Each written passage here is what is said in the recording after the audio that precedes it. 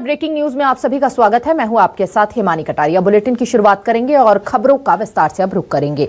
कमलनाथ की बीजेपी में शामिल होने की अटकलें अब और तेज होती हुई नजर आ रही हैं।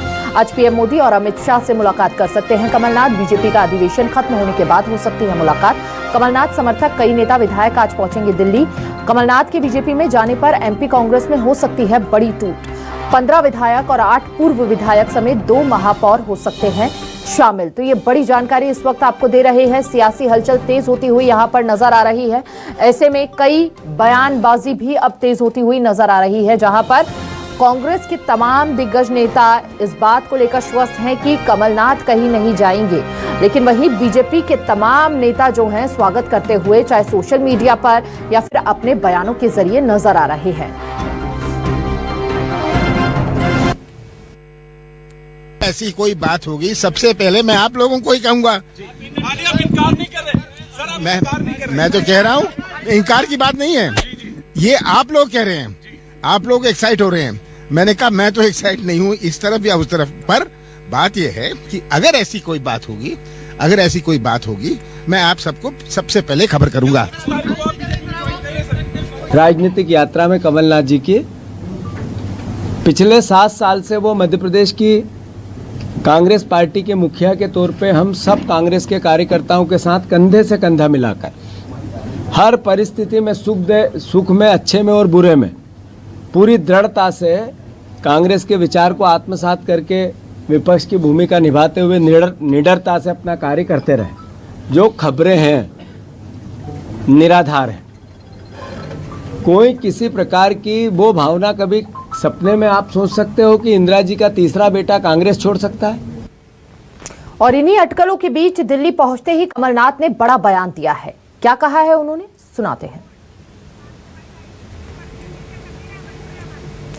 और ज्यादा जानकारी के साथ संवाददाता शब्बीर अहमद भी हमारे साथ जुड़ चुके हैं। शब्बीर का सीधा रुख करेंगे और उनसे जानने की कोशिश करेंगे फिलहाल किस तरह की हलचल वहां पर देखने को मिल रही है। तमाम विधायक और समर्थकों की जो बात कही जा रही है उसमें कितनी सच्चाई है, क्या जानकारी शब्बीर? आज जाए तो हम एक चीज देख रहे हैं कि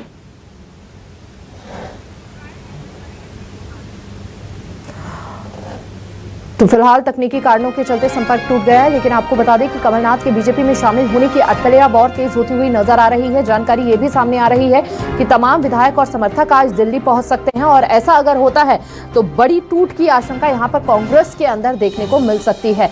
ऐसे में कमलनाथ के बारे में अगर समझा जाए तो कहीं ना कहीं उन्हें हमेशा से पूर्व मुख्यमंत्री इंदिरा गांधी के तीसरे बेटे के तौर पर देखा जाता था और तमाम दिग्गज नेताओं में से एक नाम कमलनाथ का हमेशा से रहा है। कहीं ना कहीं मध्य प्रदेश के अंदर कमलनाथ को हमेशा से नींव माना गया है कांग्रेस की, और ऐसे में अगर ये बड़ा बदलाव होता है तो पूरी तरह से यहाँ पर कांग्रेस टूटती हुई नजर आएगी। फिलहाल आपको बता दें कि हलचल तेज होती हुई नजर आ रही है। इसके अलावा सबसे बड़ा सवाल यही है कि जिन कमलनाथ को पूर्व प्रधानमंत्री इंदिरा गांधी जी के तीसरे बेटे के तौर पर देखा जाता था, वह पार्टी छोड़ने की कगार पर आखिर कैसे पहुंचे। कई मुख्य बिंदु जो हमारे संवाददाता ग्राउंड जीरो से लगातार देते हुए नजर आ रही है। नवंबर दिसंबर में मध्य प्रदेश के विधानसभा चुनावों में पार्टी ने उन्हें मुख्यमंत्री का चेहरा बनाया। इसके बाद अचानक उन्हें मध्य प्रदेश अध्यक्ष पद से भी हटा दिया गया। पार्टी के कार्यक्रमों से भी उन्होंने दूरी बना ली अपने आप ही, और फिर अचानक उनके भाजपा में शामिल होने की अटकलें भी तेज हो गई। इस तरह के कई बड़े सवाल खड़े हो रहे हैं और सियासी घटनाक्रमों पर अगर नजर डालें तो कहीं ना कहीं ये इस ओर इशारा कर ही रहा था शुरू से। अब आपको मुख्य कारणों में से एक वजह यह भी मानी जा रही है, वो बता देते हैं। विधानसभा की हार का ठीकरा जो है कहीं ना कहीं कमलनाथ पर भी फोड़ा गया था। तमाम कांग्रेसियों ने यह बात कही थी कि देर से, क्योंकि मध्य प्रदेश के अंदर प्रचार की शुरुआत हुई है और इसका कारण कमलनाथ जी हैं। उन्होंने ही देर से प्रचार करने को कहा था, जिसके चलते विधानसभा में इतनी बुरी हार मिली है। और ज्यादा जानकारी के साथ सीधा रुख करेंगे, हमारे सहयोगी शब्बीर हमारे साथ जुड़ चुके हैं। शब्बीर, तमाम विधायक और समर्थक आज दिल्ली शाम को पहुंच सकते हैं, किस तरह की हलचल फिलहाल देखने को मिल रही है और कितनी सच्चाई इन खबरों में? देखिए हिमानी, पूरे सियासी घटनाक्रम की बात की जाए तो बीजेपी के नेता कमलनाथ को सीधे तौर पर स्वागत करते हुए नजर आ रहे हैं, लेकिन मध्य प्रदेश कांग्रेस की बात की जाए, चाहे दिग्विजय सिंह की बात करें, जीतू पटवारी की बात की जाए, इन नेताओं की तरफ से यह कहा जा रहा है कि जो खबरें चल रही है वो सिर्फ भ्रम है। लेकिन जो हमारे सोर्सेज बता रहे हैं वो ये साफ कर रहे हैं कि कमलनाथ ने बाकायदा तमाम विधायकों से, अपने नेताओं से, पूर्व विधायकों से पहले संवाद किया और ये तक चीजें निकलकर सामने आई है कि कमलनाथ से जो उनके समर्थक बीच बीच में मुलाकात करते थे तो वो खुद कहते हुए नजर आते थे कि आपका पार्टी में सम्मान नहीं किया जा रहा है, आपकी बातें नहीं सुनी जा रही है, बीजेपी में जाने का फैसला ले लिया जाना चाहिए। एक दर्द कमलनाथ के अंदर सबसे ज्यादा यह है, जो आप जिक्र भी कर रही थी, कि चुनाव में तो कांग्रेस को छत्तीसगढ़, राजस्थान और मध्य प्रदेश में हार मिली है, लेकिन हम देखेंगे कि गोविंद डोटासरा को राजस्थान में अभी तक नहीं हटाया गया, उनको आगे के लिए बनाया रखा है। हम दीपक बेज की बात करेंगे, छत्तीसगढ़ में उनको भी बनाया रखा है, लेकिन मध्य प्रदेश एकमात्र राज्य था जहां पर कांग्रेस की हार हुई है और उसके बाद तत्काल कमलनाथ को पद से हटा दिया जाता है और उनको ये कह सकते हैं कि उनसे इस्तीफा लिया गया था, उन्होंने दिया नहीं था। ये तमाम ऐसी नाराजगी थी जो कमलनाथ की, ये कह सकते हैं कि नाराजगी बढ़ती चले गई।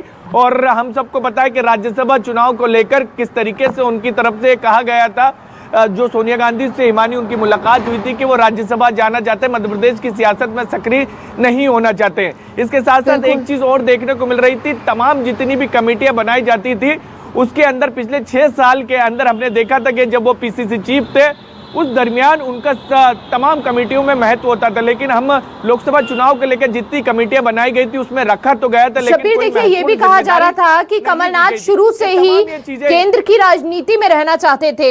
हालांकि 2018 के विधानसभा चुनावों से ठीक पहले उन्हें मध्य प्रदेश में भेजा गया, परफॉर्मेंस अच्छी रही तो वहां पर उनको उसी जगह पर डटने को कहा गया।